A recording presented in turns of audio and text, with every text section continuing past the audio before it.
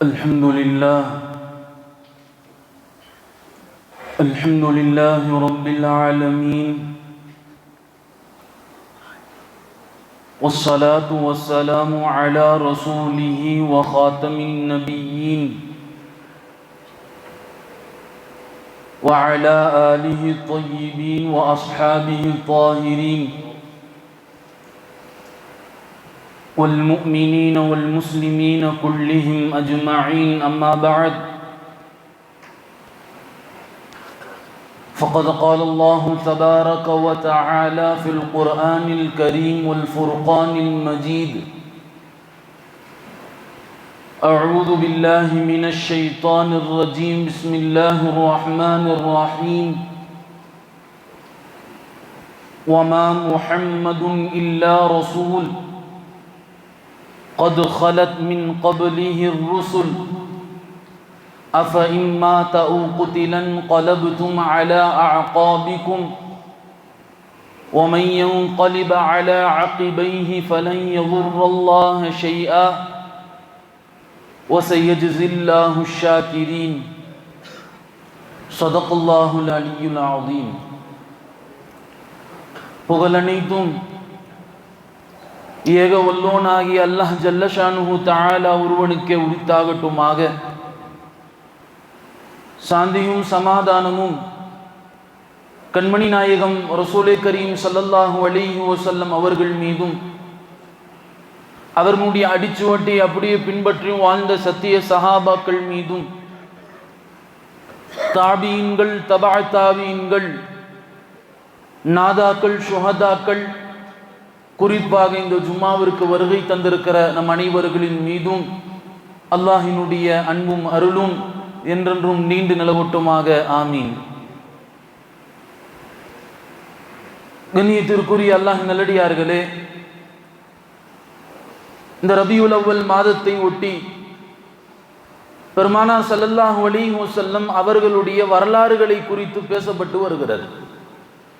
நபியினுடைய பிறப்பை குறித்து பேசினோம். பெருமானார் ஸல்லல்லாஹு அலைஹி வஸல்லம் அவர்களுடைய பிறப்பினுடைய அற்புதங்களை குறித்து பேசினோம். பெருமானார் ஸல்லல்லாஹு அலைஹி வஸல்லம் அவர்கள் தன்னுடைய தோழர்களோடு நடந்து கொண்ட அந்த அழகான குணங்களை குறித்து பேசினோம். இந்த ஜுமாவிலே பெருமானார் ஸல்லல்லாஹு அலைஹி வஸல்லம் அவர்களுடைய இறுதி தருணங்களை குறித்து சில விஷயங்களை நாம் சிந்திக்க கடமைப்பட்டிருக்கிறோம். ஹஜ்ரத் இப்னு அப்பாஸ் ரலியல்லாஹு அன்ஹு அவர்கள் ஒவ்வொரு வியாழக்கிழமையும் சஹாபாக்களோடு மஜ்லிஸில் இருக்கிற போது அழ ஆரம்பித்து விடுவார்கள். சொல்லுவார்கள், யௌமுல் ஹமீஸ் வமா அஜ்ராக மா யௌமுல் ஹமீஸ். என்னுடைய தோழர்களே, இந்த வியாழக்கிழமை இருக்கிறது, இது எப்படிப்பட்ட வியாழக்கிழமை தெரியுமா? பெருமானார் ஸல்லல்லாஹு அலைஹி வஸல்லம் வியாழக்கிழமை அன்றுதான் நோய்வாய்ப்பட்டார்கள். எனவே இப்னு அப்பாஸ் அவர்கள் நபியினுடைய வஃபாத்திற்கு பிறகு பல ஆண்டு காலமாக இப்னு அப்பாஸ் அவர்கள் பெருமானாருடைய இறுதி தருணங்களை நினைத்து அழுவார்கள் என்பதாக ஹதீஸ்களிலே வருகிறது. அழுவார்கள் இப்னு அப்பாஸ் அவர்கள். சஹாபாக்கள் கேட்பார்கள், எதற்காக வேண்டி அழுகிறீர்கள்? இந்த வியாழக்கிழமை தான் பெருமானார் ஸல்லல்லாஹு அலைஹி வஸல்லம் அவர்கள் நோய்வாய்ப்பட்டார்கள், அவர்கள் மௌத்தானது திங்கட்கிழமை என்பதாக இப்னு அப்பாஸ் அவர்கள் சொல்லி காண்பித்தார்கள். அருமையானவர்களே, இப்னு அப்பாஸ் அவர்களுக்கு எத்தனை வயசுங்க? 14 வயது. ஒரு வாலிப சஹாபியாக இருந்தார்கள். ஆனால் பெருமானாருடைய வஃபாத்திற்கு பிறகு பல ஆண்டுகளாக இப்னு அப்பாஸிற்கு அந்த வேதனை அளித்திருக்கிறது என்று சொன்னால், நபியினுடைய வஃபாத் சாதாரணமான இழப்பல்ல, இந்த உம்மத்திற்கு மிகப்பெரிய இழப்பாக இருக்கிறது. எனவேதான் உலமாக்கள் சொல்லுவார்கள், அந்த நபியினுடைய இறுதி தருணங்களை இந்த உம்மத்து நினைத்து பார்ப்பதற்கு ஆக தகுதியானவர்கள். நபி ஸல்லல்லாஹு அலைஹி வஸல்லம் அவர்களுடைய உம்மத், அவர்களும் இந்த பெருமானாருடைய இறுதி தருணங்களை நினைத்து பார்க்க வேண்டும் என்கிற அடிப்படையில் தான் ஹதீஸ்களிலே வரக்கூடிய நபியினுடைய கடைசி நாட்கள் எப்படி கழிந்தது என்பதை குறித்து சில விஷயங்களை நாம் தெரிந்து கொள்ள வேண்டும். அருமையானவர்களே, பெருமானார் ஸல்லல்லாஹு அலைஹி வஸல்லம் தான் மூத்தா ஆகுவதை கடைசி காலங்கள் நெருங்கி கொண்டிருக்கிறது என்பதை சஹாபாக்களுக்கு பல்வேறு கட்டங்களிலே அல்லாஹ்வுடைய தூதர் சொல்லிக் கொண்டே இருந்தாங்க. ஏன் பெருமானார் ஸல்லல்லாஹு அலைஹி வஸல்லம் அவர்களுடைய திடீர் மௌத்தை சஹாபாக்களால் ஏற்றுக்கொள்ள முடியாது? காலம் முழுக்க ஹபீபின் மீது, பெருமானார் மீது பிரியம் வைத்த சஹாபாக்கள் பெருமானாரோடு இருந்த சஹாபாக்கள் நபியினுடைய திடீர் இழப்பை சஹாபாக்களால் தாங்கிக் கொள்ள முடியாது. அதனால் பெருமானார் ஸல்லல்லாஹு அலைஹி வஸல்லம் பல நேரங்களில் சில சந்தர்ப்பங்களில் பிற சஹாபாக்களுக்கு உணர்த்தி கொண்டே இருந்தார்கள், என்னுடைய இறுதி காலம் நெருங்கி கொண்டே இருக்கிறது என்பதாக. பெருமானார் ஸல்லல்லாஹு அலைஹி வஸல்லம் ஒரு முறை அன்னை ஃபாத்திமா ரலியல்லாஹு அன்ஹா அவர்களை அழைத்தார்கள். பெருமானாருடைய ஈரல் கொலை துண்டு, நபியினுடைய பிரியத்திற்குரிய பாசத்திற்குரிய மகள் அன்னை ஃபாத்திமா ரலியல்லாஹு அன்ஹா அவர்களை அழைத்து சொன்னார்கள், ஃபாத்திமாவே, வருடந்தோறும் ஜிப்ரீல் அலைஹிஸ்ஸலாம் ரமதானுடைய மாதத்தில் என்னிடத்தில் வருவார்கள். ரமதானுடைய காலங்களில் வந்து அந்த வருடங்கள் முழுக்க என்ன வஹி இறக்கப்பட்டிருக்கிறதோ அந்த வசனங்களை எல்லாம் என்னிடத்திலே ஓதி காட்டுவார்கள். ஆனால் இந்த வருடம் ஜிப்ரீல் அலைஹிஸ்ஸலாம் 2 முறை எனக்கு குர்ஆனை ஓதி காட்டியிருக்கிறார்கள். எனவே நான் என்னுடைய காலம் இறுதி நெருங்கி கொண்டிருக்கிறது, நான் மௌத்தை நெருங்கி கொண்டிருக்கிறேன் என்பதாக அன்னை ஃபாத்திமா ரலியல்லாஹு அன்ஹா அவரிடத்திலே பெருமானார் ஸல்லல்லாஹு அலைஹி வஸல்லம் அவர்கள் சொல்லி காட்டினார்கள். பெருமானார் ஸல்லல்லாஹு அலைஹி வஸல்லம் ஹிஜ்ரி 9ஆம் ஆண்டு முஆத் இப்னு ஜபல், கடந்த வாரம் சொல்லியிருந்தோம், முஆத் இப்னு ஜபல் பெருமானார் ஸல்லல்லாஹு அலைஹி வஸல்லம் யமன் நாட்டிற்கு கவர்னராக தேர்ந்தெடுக்கிறாங்க. முஆத் இப்னு ஜபலை வழி அனுப்புகிறார்கள். சொன்னார்கள் முஆத் இப்னு ஜபலிடத்திலே, முஆதே, அடுத்த வருடம் நான் இருக்க மாட்டேன்னு சொன்னான். அடுத்த வருடம் நான் இருக்க மாட்டேன், நீ மதீனாவிற்கு வருகிற போது என்னுடைய கபரையும் நான் கட்டிய மஸ்ஜிதையும் நான் பார்ப்பீர்கள் என்பதாக முஆத் இப்னு ஜபல் அவரிடத்திலே பெருமானார் ஸல்லல்லாஹு அலைஹி வஸல்லம் அவர்கள் சொன்னார்கள். ஹிஜ்ரி 10ஆம் ஆண்டு பெருமானார் ஸல்லல்லாஹு அலைஹி வஸல்லம் அவர்களுடைய கடைசி ரமதான். நபி ஸல்லல்லாஹு அலைஹி வஸல்லம் ஒவ்வொரு ஆண்டும் ரமதானுடைய அந்த கடைசி 10 நாட்கள் இஅ்திகாஃப் இருப்பது உண்டு. ஆனால் பெருமானாருடைய வஃபாத்திற்கு முன்பாக பெருமானார் ஸல்லல்லாஹு அலைஹி வஸல்லம் 20 நாட்கள் இஅ்திகாஃப் இருந்தார்கள். ஒரு மனிதனுடைய மௌத்தினுடைய அறிகுறி வந்து விட்டது என்று சொன்னால் அமல்கள் அதிகமாக வேண்டும். அல்லாஹ்வுடைய தூதர் 20 நாட்கள் இஅ்திகாஃப் இருந்தார்கள். ஆனால் இன்னைக்கு பல பேர் வயதாக ஆகிவிட்டாலுமே கூட நம்மிடத்திலே அமல் செய்வதற்குண்டான ஆசை வருவது கிடையாது. வயது முதிர்ந்து விட்டது, தாடியெல்லாம் நிறைத்து விட்டது, அவர் தள்ளாத நிலையிலே இருந்து கொண்டிருக்கிறார். ஆனாலுமே கூட அமல் செய்வதற்குண்டான ஆசை வருவது கிடையாது. சொன்னார்கள் பெருமானார் ஸல்லல்லாஹு அலைஹி வஸல்லம், கடைசி வருடம் நான் 20 நாட்கள் இஅ்திகாஃப் இருந்தேன் சொன்னார்கள். அருமையானவர்களே, பெருமானார் ஸல்லல்லாஹு அலைஹி வஸல்லம் அவர்கள் தன்னுடைய இறுதி காலத்தை சஹாபாக்களுக்கு பல நேரங்களிலே உணர்த்தி கொண்டே இருந்தார்கள். சஹாபாக்களால் பிரிவை தாங்கிக் கொள்ள முடியாது. நபி திடீர்னு மூத்தாகி விட்டார் என்று சொன்னால் சஹாபாக்கள் மூர்ச்சியாகி நின்று விடுவார்கள், அதிர்ச்சி அடைந்து விடுவார்கள். அந்த பிரிவை மிகப்பெரிய பிரிவு, அதை தாங்கிக் கொள்ள முடியாது. இதை உணர்ந்த பெருமானார் பல கட்டங்களில் சில நேரங்களில் சஹாபாக்களுக்கு அல்லாஹ்வுடைய தூதர் உணர்த்தி கொண்டே இருந்தாங்க. ஹிஜ்ரி 10ஆம் ஆண்டு பெருமானார் ஸல்லல்லாஹு அலைஹி வஸல்லம் அவர்களுடைய கடைசி ஹஜ், அதைத்தான் நாம் அரபியிலே ஹஜ்ஜத்துல் விதா என்பதாக சொல்லுகிறோம். விதா என்பதற்கு என்ன பொருள்? விதா என்று சொன்னால் விடை பெறக்கூடிய ஹஜ். இந்த ஹஜ்ஜிலே நபி ஸல்லல்லாஹு அலைஹி வஸல்லம் தன்னுடைய மௌத்தை ஆழப்பதிய வைத்தார்கள் சஹாபாக்களுக்கு. ஹஜ்ஜினுடைய ஒவ்வொரு கிரிகைகளையும் செய்யும் போது ஹுது மனாசிகக்கும், இந்த கிரிகைகள் எல்லாம் நான் செய்யக்கூடிய விஷயங்களை நன்றாக பார்த்து கொள்ளுங்கள் என்று சஹாபாக்களிடத்தில் சொன்னாங்க. நீங்க நன்றா பார்த்துக்கங்க. ஏன்? லா அல்லி அல்கா பஅதாமி ஹாதா, அடுத்த வருடம் என்னை நீங்கள் சந்திக்க மாட்டீர்கள், இன்னொரு ஹஜ்ஜை அல்லாஹ் எனக்கு ஒரு வாய்ப்பை தரமாட்டான். எனவே இந்த ஹஜ்ஜிலே நான் செய்யக்கூடிய அத்தனை கிரிகளையும் நீங்கள் நன்றாக பார்த்துக் கொள்ளுங்கள், என்னிடத்திலே கற்றுக்கொள்ளுங்கள் என்று சஹாபாக்களிடத்திலே அல்லாஹ்வுடைய தூதர் சொல்லிக் கொண்டே இருந்தாங்க. அருமையானவர்களே, பெருமானார் ஸல்லல்லாஹு அலைஹி வஸல்லம் தன்னுடைய வஃபாத்தினுடைய அந்த இறுதி காலங்களை சஹாபாக்களுக்கு பல்வேறு கட்டங்களில் சஹாபாக்களுக்கு அல்லாஹ்வுடைய தூதர் சொல்லிக் கொண்டே இருந்தாங்க. நான் மௌத்தாக போவதை பெருமானார் ஸல்லல்லாஹு அலைஹி வஸல்லம் அவர்கள் சொல்லிக் கொண்டே இருந்தார்கள். அந்த நேரத்தில் பெருமானாருடைய இறுதி காலகட்டம் வருகிறது. நபி ஸல்லல்லாஹு அலைஹி வஸல்லம் ஒரு நாள் அபு முவைஹிபா என்கிற சஹாபி சொல்லுகிறார், பெருமானார் ஸல்லல்லாஹு அலைஹி வஸல்லம் இரவு நேரத்தில் என்னை எழுப்பி விட்டார்கள். என்னை எழுப்பி விட்டு சொன்னார்கள், அபு முவைஹிபாவே, வாருங்கள், ஜன்னத்துல் பகீவிற்கு செல்லலாம். பெருமானார் இரவு நேரத்தில் அபு முவைஹிபா அவர்களை ஜன்னத்துல் பகீக்கு அழைச்சிட்டு போறாங்க. அபு முவைஹிபா சொல்லுகிறார், பெருமானார் ஸல்லல்லாஹு அலைஹி வஸல்லம் இடத்துல சொன்னார்கள், வாருங்கள் ஜன்னத்துல் பகீக்கு செல்லலாம், என்னுடைய சஹாபாக்கள் அடங்கி இருக்கிறாங்க, அந்த சஹாபாக்களுக்கு நான் இஸ்திக்ஃபார் செய்ய வேண்டும், அந்த சஹாபாக்களுக்கு நான் பாவ மன்னிப்பு தேட வேண்டும். அபு முவைஹிபாவே, வாருங்கள் என்னோடு என்று பெருமானார் அழைத்து செல்லுகிறார்கள் ஜன்னத்துல் பகீக்கு. நீண்ட நேரம் அல்லாஹ்வுடைய தூதர் துஆ செஞ்சாங்க.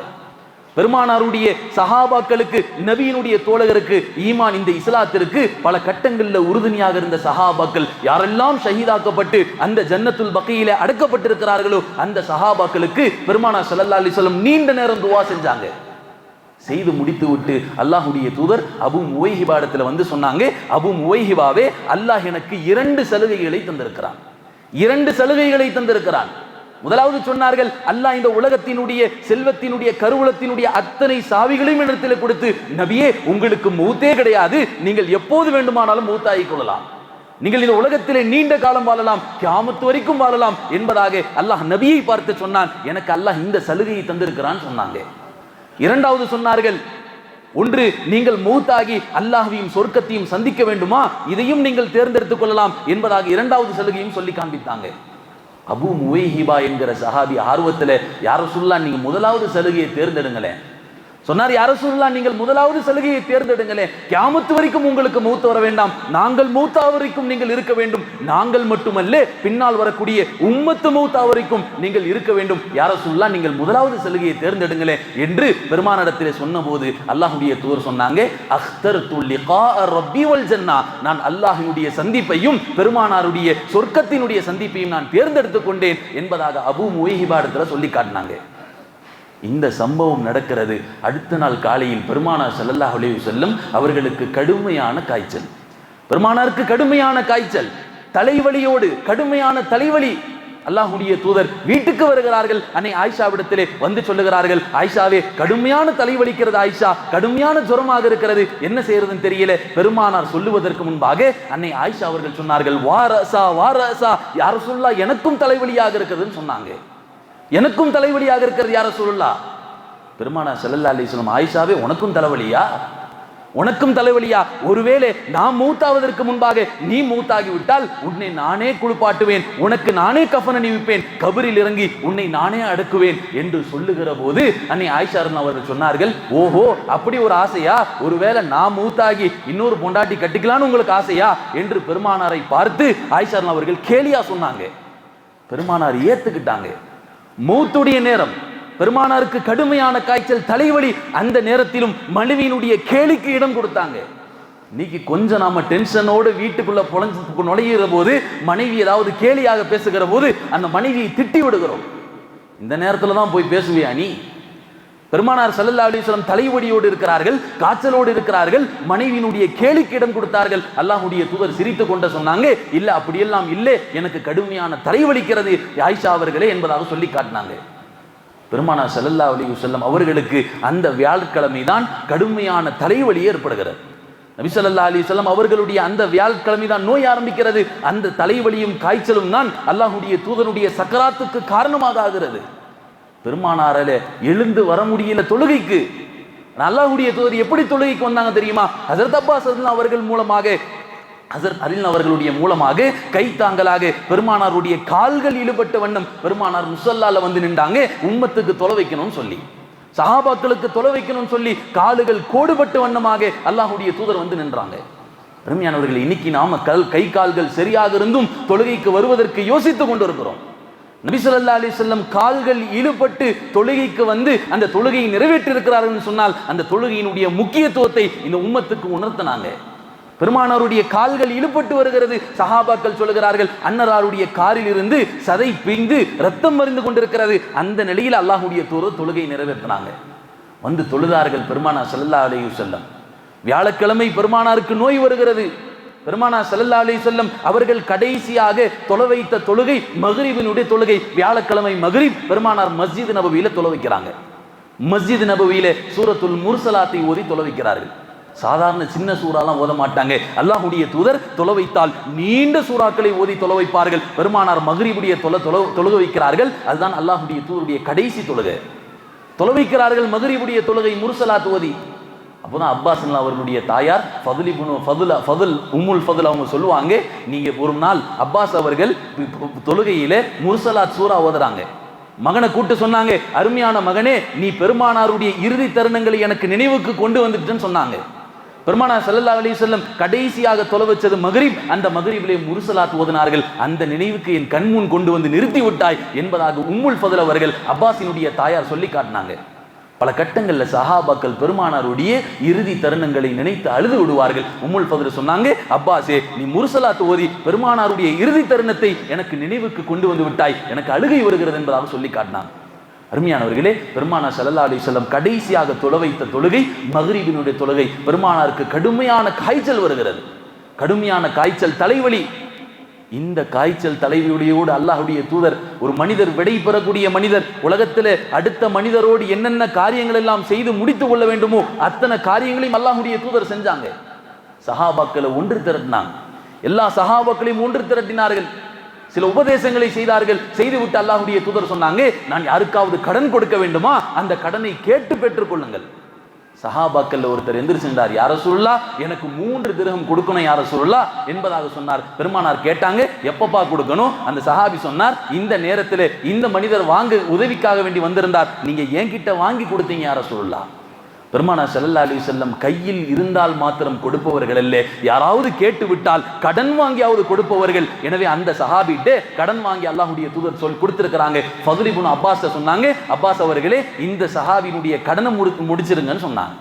இந்த சஹாபியினுடைய கடன் நிறைவேற்றிருங்க. அடுத்து கேட்டாங்க பெருமானார் ஸல்லல்லாஹு அலைஹி வஸல்லம், நான் யாருக்காவது துன்புறுத்தல், நான் யாரையாவது அடித்திருக்கேனா, யாரையாவது அடித்திருக்கிறேனா? பெருமானார் யாரையாவது அடித்திருப்பார்களா? கேலிக்காக வேண்டி அடித்திருப்பார்கள் அல்லது விளையாட்டிற்காக வேண்டி அடித்திருப்பார்கள். கேட்டார்கள் சஹாபாக்களிடத்திலே, நான் யாரையாவது அடித்திருக்கிறேனான்னு சொல்லி. உகாஷா ரலியல்லாஹு அன்ஹா எழுந்து நின்றாங்க, யா ரசூலுல்லாஹ் என்னை நீங்கள் அடித்திருக்கிறீர்கள் சொல்லி, என்னை நீங்கள் அடித்திருக்கிறீர்கள். பெருமானார் ஸல்லல்லாஹு அலைஹி வஸல்லம், எப்பப்பா அடிச்சேன்? இந்த நேரத்தில் நீங்கள் என்னை அடித்தீர்கள் யா ரசூலுல்லாஹ். சரி, எப்படி அடிச்சேன்? என்னை திரும்ப அடித்துக்கொள் என்பதாக உகாஷா ரலியல்லாஹு அன்ஹு அவர்களிடத்திலே பெருமானார் சொன்னாங்க. உகாஷா அவர்கள் பெருமானாரை அடிப்பதற்காக வேண்டி வருகிறார்கள். நாயகமே என்னை தனியாக அடித்தீர்கள். என்னை பெருமானார் ஸல்லல்லாஹு அலைஹி வஸல்லம் தனியாக அழைத்து வரப்படுகிறார்கள். காய்ச்சல் இருக்கிறது ஒரு பக்கம், தலைவலி இருக்கிறது. 2 பேரினுடைய உதவியோடு பெருமானார் ஸல்லல்லாஹு அலைஹி வஸல்லம் ஆடைகளை கலட்டுகிறார்கள். உகாஷா ரலியல்லாஹு அன்ஹா பெருமானார் ஸல்லல்லாஹு அலைஹி வஸல்லம் அவர்களை கட்டி அணைத்து உடல் முழுக்க முத்தமிட்டார்கள்.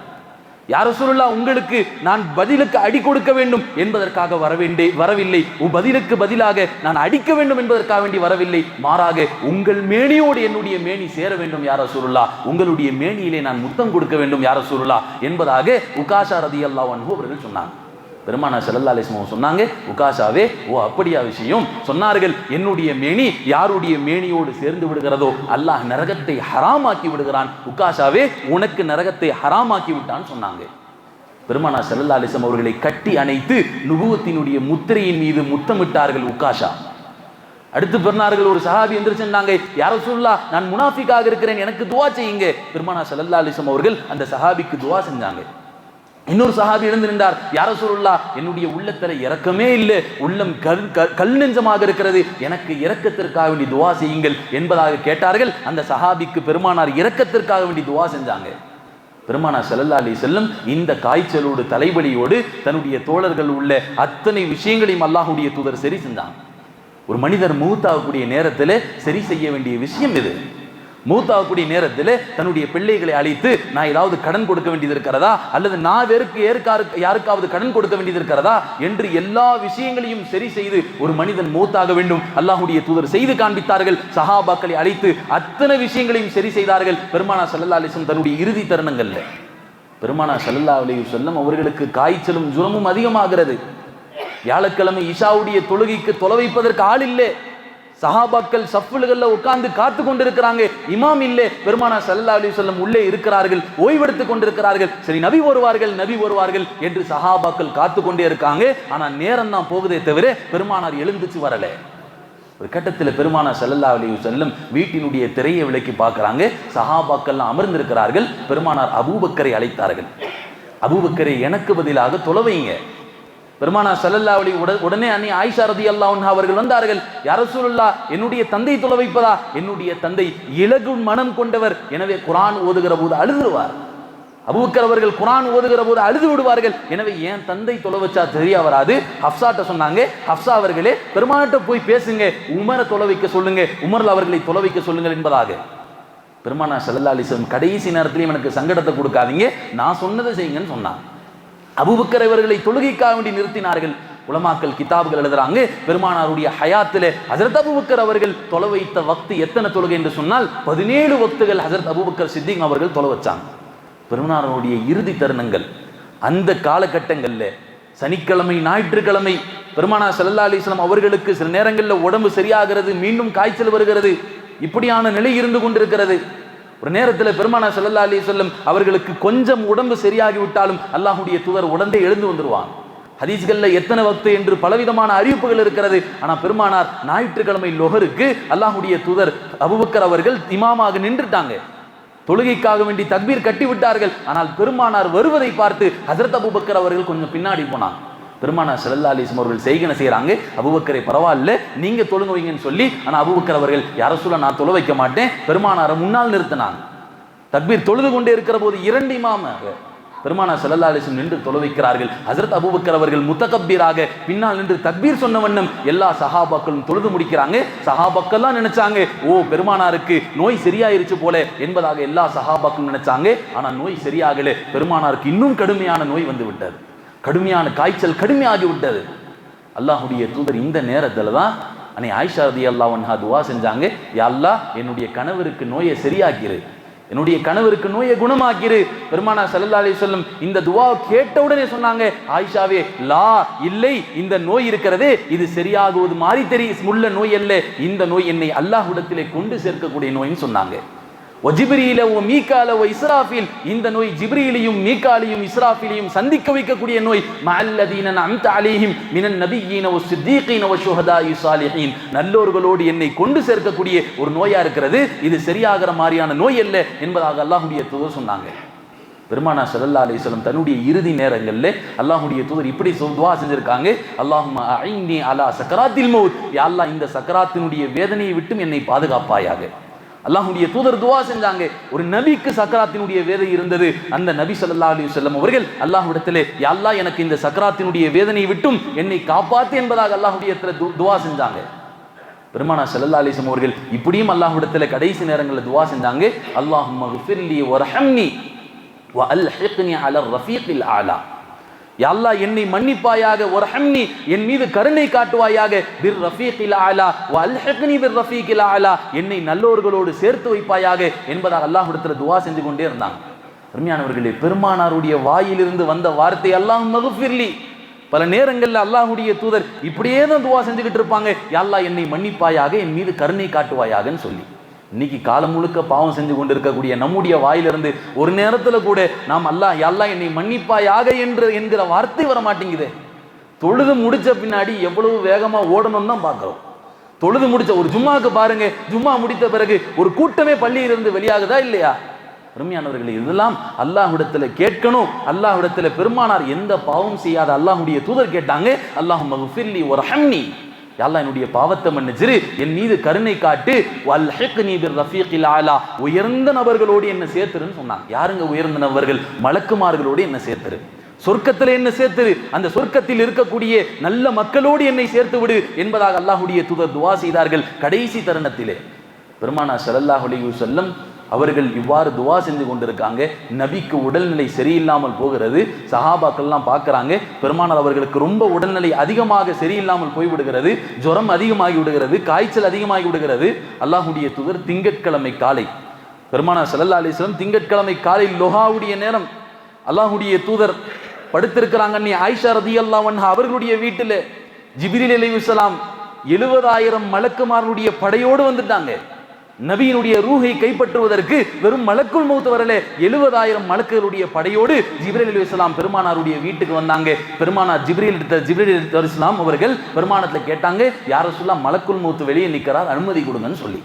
மலக்குல் மௌத் வெளியே நிற்கிறார், அனுமதி கொடுங்க. வந்து கேட்டாங்க, மலக்குல் மௌத்துக்கு அனுமதி கொடுத்தாங்க. மலக்குல் மௌத் உள்ள வந்து சொன்னார், யா ரசூலுல்லாஹ் நீங்கள் அனுமதி கொடுத்தீங்கன்னா உங்க ரூஹை கைப்பற்றுறேன், நீங்கள் அனுமதி கொடுத்தீர்கள் என்று சொன்னால் உங்களுடைய ரூஹை கைப்பற்றுகிறேன்.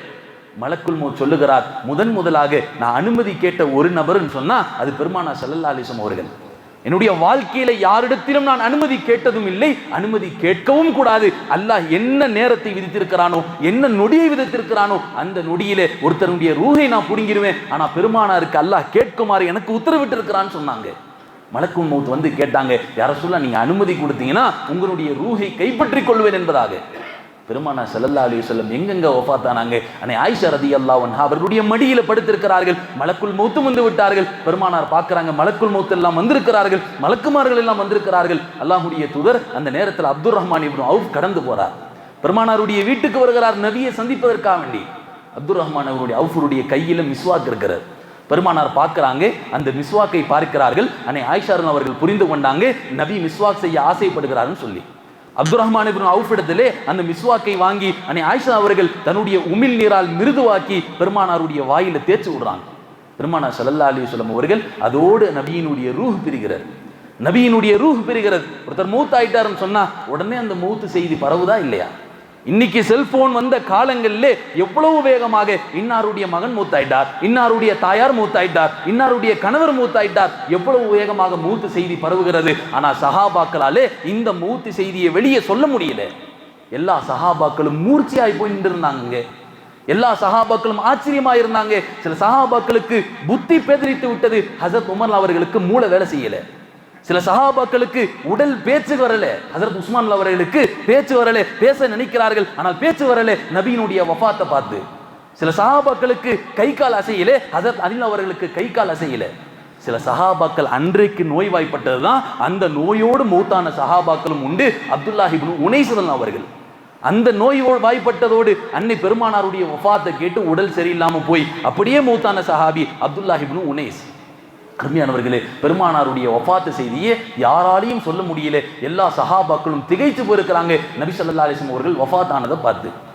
ஹஸரத் அபூபக்கர் இந்த நேரத்தில் 2 சஹாபாக்கள் உறுதியா இருந்தாங்க. இவங்க மாத்திரம் உறுதியா இல்லைன்னு சொன்னா ஒட்டுமொத்த சஹாபாக்களும் வழிதவறி போயிருப்பார்கள். ஆனால் 2 சஹாபாக்கள் உறுதியா இருந்தாங்க. ஹஸரத் அப்பாஸ் அவர்கள், ஹஸரத் அபூபக்கர் சித்திக் அவர்கள். ஹஸரத் அபூபக்கர் சித்திக் அவர்கள் பெருமானாருடைய வீட்டுக்கு வந்திருக்கிறாங்க. நபியினுடைய முகம் மூடப்பட்டிருக்கிறது. ஒரு ஜனாசா மூடிதான் வைக்க வேண்டும், வரக்கூடியவர்கள் திறந்து பார்க்கணும். நபியினுடைய முகம் மூடப்பட்டிருக்கிறது. ஹஸரத் அபூபக்கர் சித்திக் அவர்கள் பெருமானாருடைய முகத்தை திறந்து பார்த்து நபியினுடைய நெத்தியில முத்தமிட்டு சொன்னாங்க, திபுத்து ஹய்யன் ஓ திபுத்து மையத்தன். யார சொல்ல உங்களுடைய வாழ்க்கையும் அழகானது, உங்களுடைய மூத்தும் அழகானதுன்னு சொன்னாங்க. உங்களுடைய வாழ்க்கையும் அழகானது, உங்களுடைய மூத்தும் அழகானது. அல்லாஹ்வுடைய அந்த ஆயத்தை ஓதி காட்டினாங்க, இன்னக மையித்துன் வ இன்னஹு மையித்துன். நிச்சயமாக எல்லாத்துக்கும் மௌத் இருக்கிறது, உங்களுக்கும் மௌத் வந்துருச்சுன்னு சொல்லி. எல்லோரும் ஒரு நாள் மௌத்தாக வேண்டியது இருக்கிறது, நீங்களும் நபியாக இருக்கிறீர்கள், உங்களுக்கும் மௌத் வந்து விட்டது என்பதாக சொன்னாங்க. பெருமானார் ஸல்லல்லாஹு அலைஹி வஸல்லம் அவர்களுடைய ஜனாசாவை பார்த்தவுடன், வா நபியா வா ஹலீலா வா சஃபியா, என்னுடைய நபியே, என்னுடைய அருமை தோழரே, என்னுடைய பாசத்திற்குரியவரே, நீங்கள் மூத்தாகி விட்டீர்களே என்பதாக பெருமானார் ஸல்லல்லாஹு அலைஹி வஸல்லம் அவர்களை பார்த்து சொன்னார்கள். பிறகு மூடிவிட்டு ஹஸரத் அபூபக்கர் சித்திக் அவர்கள் உடனே மஸ்ஜித் நபவிக்கு வந்தாங்க. எல்லா சஹாபாக்களையும் ஒன்று திரட்டினாங்க. சஹாபாக்களை ஒன்று திரட்டி சொன்னாங்க, பெருமானார் அவர்களும் ஒரு மனிதர் தான், அவர்களுக்கும் மௌத் இருக்கிறது, அவர்கள் அல்லாஹ்வுடைய அழைப்பை ஏற்றுக்கொண்டார்கள் என்கிற விஷயத்தை சஹாபாக்களுடைய உள்ளத்தில் ஆழப்பதித்தார்கள். ஹஸரத் அபூபக்கர் சித்திக் அவர்களும் ஹஸரத் அப்பாஸ் அவர்களும்.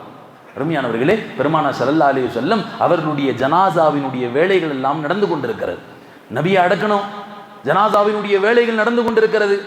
இந்த நேரத்தில் பெருமானார் ஸல்லல்லாஹு அலைஹி வஸல்லம் அவர்களை எப்படி கஃனிடுவது, நபியை எப்படி குளிப்பாட்டுவது என்கிற விஷயம் எல்லாம் சஹாபாக்களுக்கு தெரியல.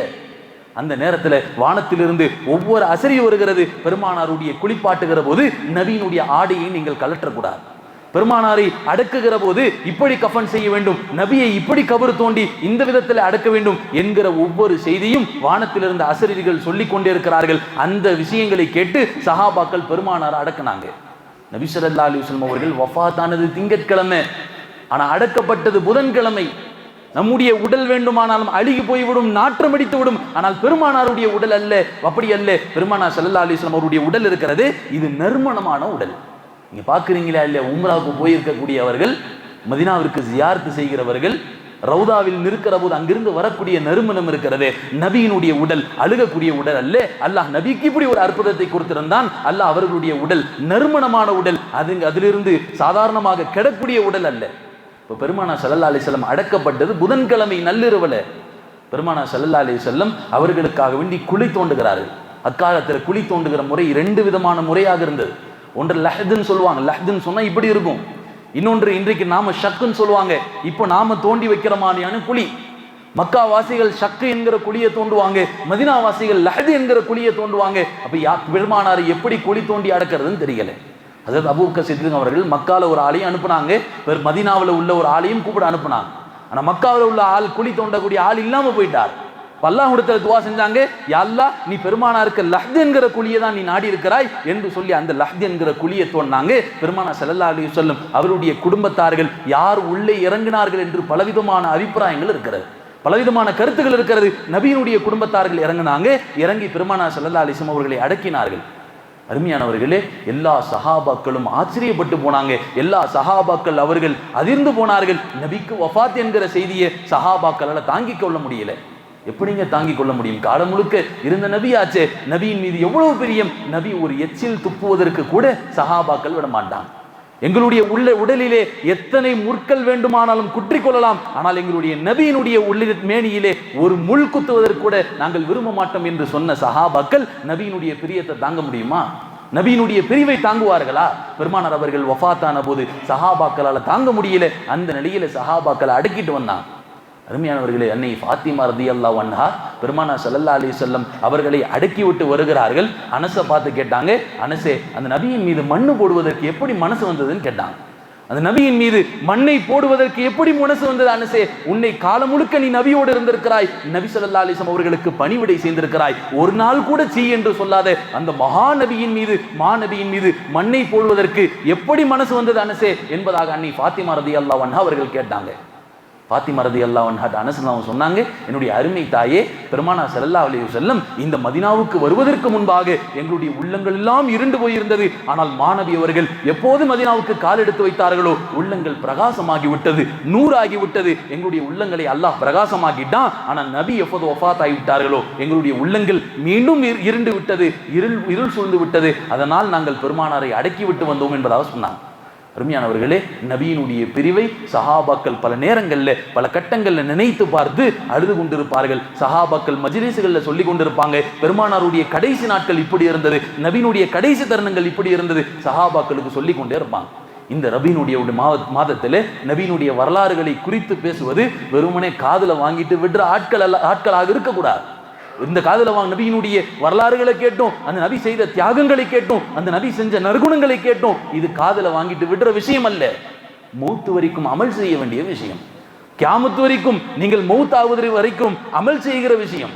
நபியினுடைய நற்குணங்கள் வாழ்க்கையில வரணும். நபி ஸல்லல்லாஹு அலைஹி வஸல்லம் குடும்ப பெண்களிடத்திலே எப்படி நடந்தார்கள், பிள்ளைகளிடத்திலே எப்படி நடந்தார்கள், தன் தோழர்களோடு தன் உறவினர்களோடு எப்படி நடந்தார்கள், இந்த வாழ்க்கை இந்த விஷயங்கள் நம்முடைய வாழ்க்கையில வருவதற்கு தான் அல்லாஹ்வினுடைய தூதருடைய வரலாறுகள் பேசப்படுகிறது. வல்ல ரஹ்மான் அந்த நபியினுடைய வாழ்க்கையை முழுமையாக பின்பற்றி வாழக்கூடிய நசீபை நம் அனைவர்களுக்கும் தந்தருள்வானாக. அந்த நபியின் மீது அதிகமாக அளவு கடந்த மஹப்பத்தை வைக்கக்கூடிய நல்லடியார்களாக அல்லாஹ் தஆலா நம்மை ஆக்கி அருள்வானாக. வ ஆகிரு தாவானா அல்ஹம்துலில்லாஹி ரப்பில் ஆலமீன்.